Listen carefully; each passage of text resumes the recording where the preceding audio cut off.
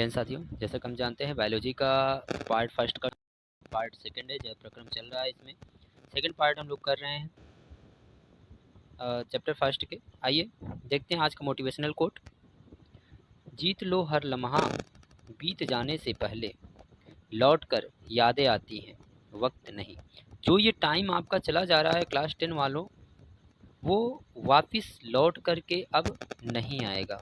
इसलिए हर एक लम्हे को जी भर जियो, हर एक दिन ऐसा जियो कि ज़िंदगी का यह आखिरी दिन है आपका।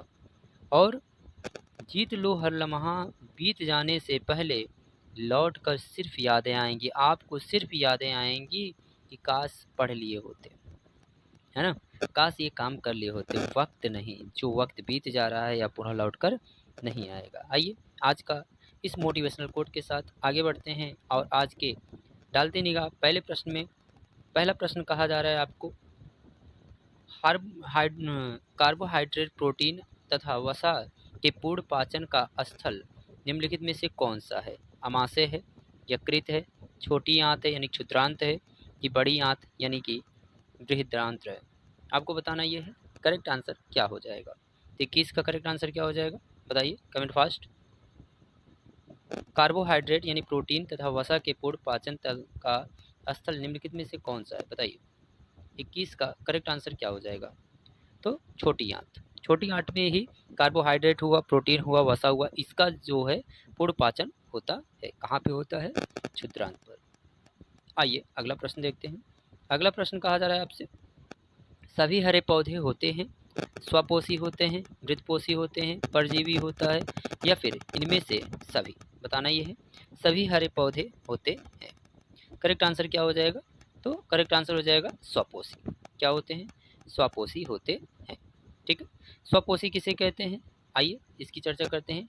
क्या कि स्वपोषी किसे कहते हैं? स्वपोषी ऐसे जीव होते हैं जो अपना भोजन स्वयं बनाते हैं, यानी प्रकाश के संश्लेषण की क्रिया के द्वारा अपना भोजन स्वयं बना लेते हैं, स्वपोषी कहलाते हैं। मृतजीवी ऐसे जीव जो दूसरे मरे हुए जानवरों से अपना भोजन प्राप्त करते हैं, वो मृतजीवी कहलाते हैं। परजीवी किसी अन्य जीवों के ऊपर रह करके अगर कोई जीव अपना भोजन प्राप्त कर रहा है तो वह परजीवी कहलाएगा। ठीक है, स्वपोषी में कौन आ जाएगा? पेड़ पौधे हो गए, स्वपोषी आते हैं। मृतजीवी क्या होते हैं? जैसे जीवाणु हो गया, विषाणु हो गया, है ना, जो जीवाणु होते हैं, विषाणु होते हैं, ये सब किस में आते हैं? मृतजीवी में आते हैं। ठीक है, इस किस में आते हैं? मृतजीवी। परजीवी का मतलब जैसे जूं हो गया, है ना, जूं हो गया। एक आता है अमरबेल होता है। कौन होता है? अमरबेल होता है। ये किस में आते हैं? परजीवी में आता है। हरे पौधे किस में आ जाएंगे? तो स्वपोषी। ऑप्शन नंबर ए हमारा करेक्ट आंसर हो जाएगा। अगला प्रश्न देखते हैं। कहा गया कूटपाद किस में पाया जाता है? पैरामीशियम में, यूग्लिना में, अमीबा में, या फिर इनमें से कोई नहीं? 23 का करेक्ट आंसर क्या हो जाएगा बताइए। कूटपाद किस में होता है बताइए, जरा देख के बताइएगा किसकी संरचना है। यहाँ भोजन है तो क्या करेगा? अगर मान लेते हैं ये भोजन है, बताइए ये किसकी संरचना है? आपको जो ये दिखाई दे रहा है, ये किसकी संरचना दिखाई दे रहा है? क्या लग रहा है किसकी संरचना है? गुड, किसका है? जो आप सोचे हैं करेक्ट है। किसका है? अमीबा का। यानी कूटपाद किस में पाया जाता है? अमीबा में। ठीक है, तो 23 करेक्ट आंसर क्या हो जाएगा? Option number C correct answer हो जाएगा। आइए अगला प्रश्न देखते हैं। अगला प्रश्न आपसे कहा गया है, इनमें से कौन प्रकाश संश्लेषी अंगक है? पत्ती, स्ट्रोमा है, ग्राना है, या फिर हरित लवक? बताइए 24 में करेक्ट आंसर क्या हो जाएगा? ए, बी, सी, या फिर डी?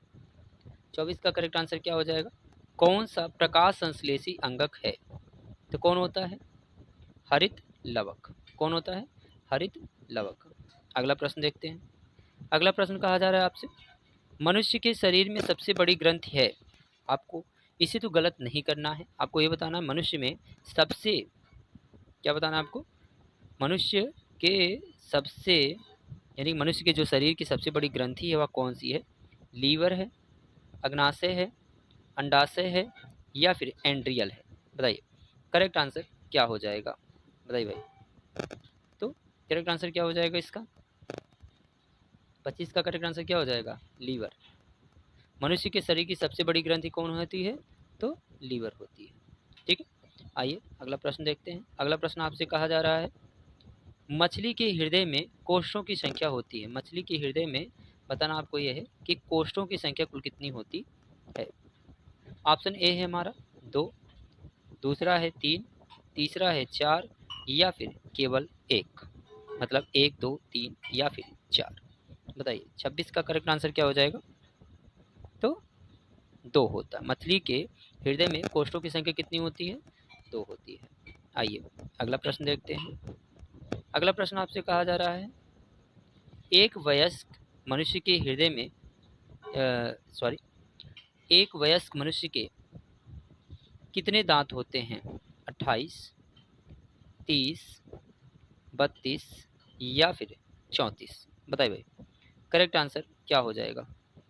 बताइए एक वयस्क मनुष्य के, यानी कि ऐसे हैं लोग जो 18 प्लस हैं, उनके जो दांत हैं वो कितने हैं। 28, 30, 32 या फिर 34। 27 का करेक्ट आंसर क्या हो जाएगा, 32। कितने दांत होते हैं, 32। अगला प्रश्न देखते हैं। अगला प्रश्न आपसे कहा जा रहा है, रक्त का थक्का बनने में सहायक होता है। ये 2024 में प्रश्न पूछा गया है, इस बात का ध्यान रहे। 2024 में प्रश्न पूछा जा चुका है। क्या रक्त का थक्का बनाने में सहायक होता है लाल रुधिर कोशिका या श्वेत या फिर रक्त बिंबाणु या फिर इनमें से कोई नहीं। 28 का करेक्ट आंसर बताइए। मतलब भाई 28 का करेक्ट आंसर क्या हो जाएगा। तो रक्त बिंबाणु कौन होते हैं, रक्त बिंबाणु। थक्का बनाने में सहायक कौन होते हैं, तो रक्त बिंबाणु।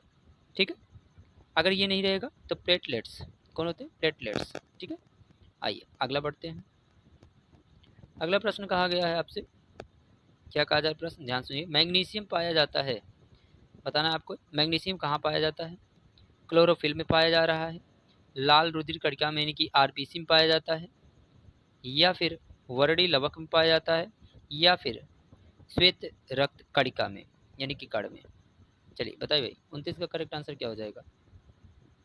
क्या बताना है, मैग्नीशियम पाया जाता है, किसमें पाया जाता है आपको ये बताना है। तो कहाँ पाया जाता है भाई, 29 का करेक्ट आंसर क्या हो जाएगा, क्लोरीन में। कहाँ पाया जाता है, क्लोरीन में। अगला प्रश्न देखते हैं। अगला प्रश्न कहा गया आपसे, शरीर में भोजन का पाचन किस प्रकार की अभिक्रिया है। शरीर में भोजन का पाचन किस प्रकार की अभिक्रिया है। उपचयन है, संचयन है, विस्थापन है, अपचयन है। बताओ करेक्ट आंसर क्या हो जाएगा। बताइए 30 का करेक्ट आंसर बताइए बहुत तेजी के साथ। तो कौन सी है, उपचयन। कौन सा है, उपचयन। आइए अगला प्रश्न देखते हैं।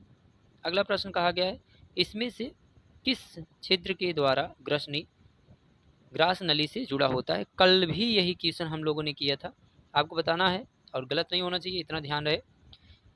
किसके द्वारा होता है आपको बताना है।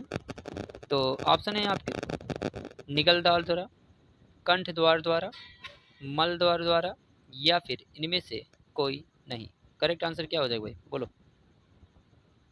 इनमें से किस छिद्र के द्वारा ग्रसनी ग्रास नली से जुड़ा होता है। बताओ 31 का करेक्ट आंसर क्या हो जाएगा भाई, निगल द्वार द्वारा। करेक्ट आंसर क्या हो जाएगा, निगल द्वार द्वारा। ठीक है, अगला प्रश्न देखते हैं। अगला प्रश्न है हमारा, ग्राहड़ी भाग है, यानी बताना है आपको ग्राहड़ी किसका भाग है। ऑप्शन ए है हमारा मुख गुहा का, बी है छोटी आंत का, सी है अमाशय का, या फिर बड़ी आंत का। 32 का करेक्ट आंसर बताइए भाई, ग्राहड़ी भाग है किसका। तो ऑप्शन नंबर सी छोटी आंत का। किसका है, छोटी आंत का। अगला प्रश्न देखते हैं। अगला प्रश्न कहा गया आपसे, गोबर का छत्ता यानी मशरूम में किस प्रकार का पोषण होता है। गोबर का छत्ता यानी मशरूम में आपको बताना है किस प्रकार का पोषण, परजीवी पोषण होता है, स्वपोषी पोषण होता है, मृतजीवी पोषण होता है, या फिर इनमें से कोई नहीं। 33 का करेक्ट आंसर बताओ भाई, 33 का करेक्ट आंसर क्या हो जाएगा बोलिए। चलिए बताइए तो कौन हो जाएगा, बताइए कौन हो जाएगा, मृतजीवी पोषण। कौन सा पोषण होता है, मृतजीवी पोषण। अगला प्रश्न देखते हैं। अगला प्रश्न कहा गया है आपसे, पौधों में सूर्य प्रकाश को अवशोषित करने की क्षमता होती है? क्लोरोफिलिक यानी कि क्लोरोफिल वर्णकों को, रंध्रों को, सभी कोशिकाओं को, परिवहन ऊतकों को। 34 का करेक्ट आंसर क्या हो जाएगा? बोलिए 34 का करेक्ट आंसर क्या हो जाएगा भाई? बोलो। तो क्लोरोफिल वर्णकों को। ठीक है, अगला प्रश्न देखते हैं। अगला प्रश्न कहा गया है, प्रकाश संश्लेषण प्रक्रम में गैसों यानी कार्बन डाइऑक्साइड या फिर ऑक्सीजन का आदान प्रदान किन अंगों द्वारा होता है? यानी कि आपको ये बताना है प्रकाश संश्लेषण की प्रक्रिया में जो कार्बन डाइऑक्साइड है या ऑक्सीजन है उसका आदान प्रदान किस अंग के द्वारा होता है? पौधे में जड़ के द्वारा होता है, तने के द्वारा होता है, पत्तियों में अवस्थित रंध्रों के द्वारा होता है, या फिर इनमें से कोई नहीं? बताओ 35 का करेक्ट आंसर क्या हो जाएगा? बोलिए 35 का करेक्ट आंसर क्या हो जाएगा? तो पत्तियों में अवस्थित रंध्रों, पता है ना, वो जो पत्ती होते हैं उसके अंदर क्या होते हैं? रंध्र होते हैं, तो उसके द्वारा जो है प्रकाश संश्लेषण की प्रक्रिया पूरी होती है। आइए आगे बात करते हैं। बताना ये है आपको अगले प्रश्न में, मनुष्य के दांत की सबसे ऊपरी परत क्या कहलाती है? डेंटाइन कहलाती है, इनामेल कहलाती है, मज्जा गुहा कहलाती है, या फिर अस्थि कहलाती है? 36 का करेक्ट आंसर क्या हो जाएगा भाई? बोलिए क्या कहलाती है? इनामेल कहलाती है। क्या कहलाती है? इनामेल कहलाती है। ठीक है, अगला प्रश्न देखते हैं। अगला प्रश्न कहा गया है, लार यानी स्लाइवा इनमें से किस ग्रंथि का स्राव है? स्लाइवा किस ग्रंथि का स्राव है? पैरोटिड ग्रंथि का, यकृत का, जठर ग्रंथि का, या फिर आंत ग्रंथि का? बताना यह है इनमें से किस ग्रंथि का स्राव लार है? ठीक है, चलिए बताइए, बोलो भाई। तो कौन है? 37 का करेक्ट आंसर बोलिए भाई। तो पैरोटिड ग्रंथि। कौन सी ग्रंथि है? पैरोटिड ग्रंथि। करेक्ट आंसर क्या हो जाएगा? पैरोटिड ग्रंथि। आइए अगला प्रश्न देखते हैं। 38वां प्रश्न देखते हैं आज का, इनमें से क्या जठर रस में मौजूद नहीं होता है? आपके बताना है कौन सा ऐसा है इसमें जो जठर रस में मौजूद नहीं होता है? हाइड्रोक्लोरिक अम्ल यानी कि HCl, म्यूकस, पेप्सिनोजन, या फिर पित्त? बताइए 38 का करेक्ट आंसर क्या हो जाएगा? बताना ये है इसमें क्या मौजूद नहीं होता है। अगर हम बात करें जठर रस में तो हाइड्रोक्लोरिक अम्ल होता ही होता है, म्यूकस भी होता है, पेप्सिनोजन भी होता है, क्या नहीं होता है? पित्त नहीं होता है।